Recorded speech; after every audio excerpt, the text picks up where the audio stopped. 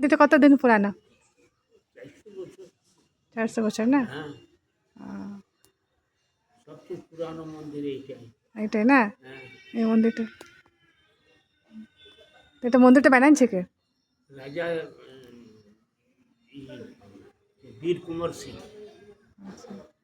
তারপরে এই মন্দিরটা যে নির্মাণ হচ্ছে, অত বড় মন্দিরটা কে বানাইছে? তো রাজা উনিই বানিয়েছিলেন, ওনারই ছেলে পিলা নাতি পুতাদের সব দেখভাল করছিল। আচ্ছা। এখন দুর্গা মন্দির তো আছে ভিতরে, হ্যাঁ। হ্যাঁ, রাধা কৃষ্ণ মন্দির আছে, হুম। এনাদের কয়েকটাই মন্দির আছে।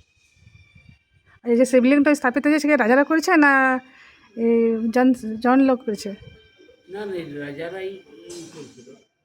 সেই মন্দিরটা? হ্যাঁ, আচ্ছা। তো এই তো 200-400 বছর পুরানো পুরানো মন্দির। পুরানো মন্দির। আচ্ছা, ঠিক। শুধু তো আর ছোট নাই। না, ये है 400 वर्ष पुराना शिव मंदिर जो राजा द्वारा बनाया गया था। না, এটা তো রাজা করেছে না হ্যাঁ, মন্দিরটা? রাজা করে। তো পুরানো মন্দির, তখন থেকে এই মন্দিরটা পূজা হয়।